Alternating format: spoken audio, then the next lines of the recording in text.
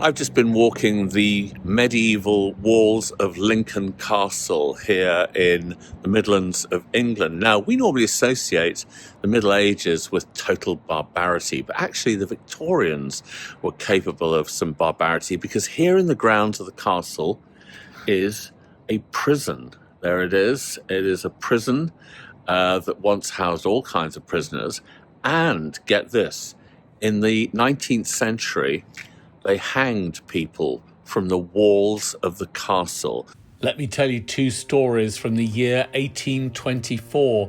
Here's John Smith, a farmer's servant in his 20s. He poisoned his live-in girlfriend with arsenic that he mixed with flour and gave to her as cakes. She and 4 friends ate the cakes, and then all of them fell ill the next day. We know that 3 of the friends survived. A 4th more than likely died after the arsenic destroyed the coating of her stomach, as the newspapers reported.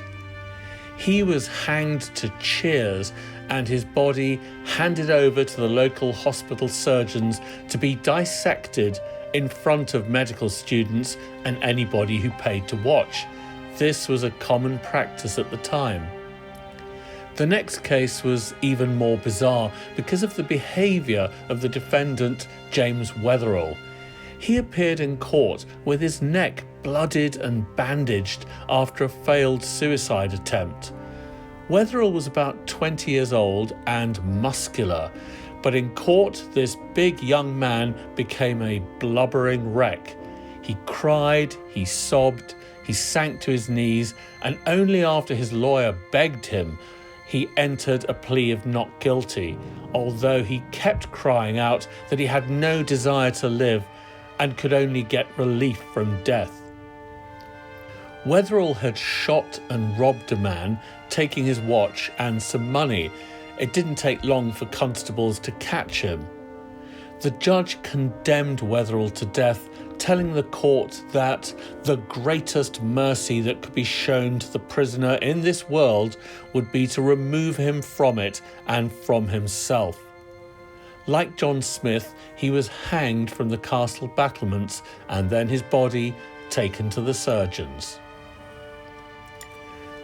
This kind of barbaric punishment was stopped in the mid-19th century, but not in time for those guys. Let's look at the prison where they were held inside the castle walls, a stern Victorian building.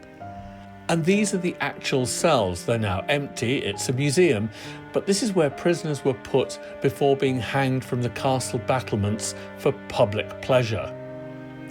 This would have been a big improvement on prisons from the previous century, but it was still disease-ridden and pretty unpleasant. And prisoners were force-fed religion in this chapel to improve their minds.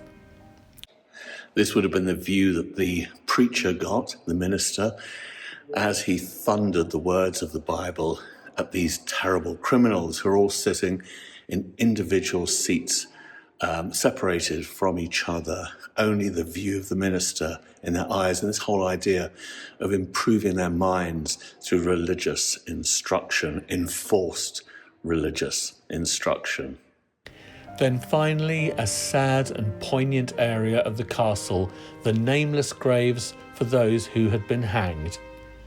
Well, this is a grim sight behind me here. These are the little graves of those who were hanged from the walls here of Lincoln Castle.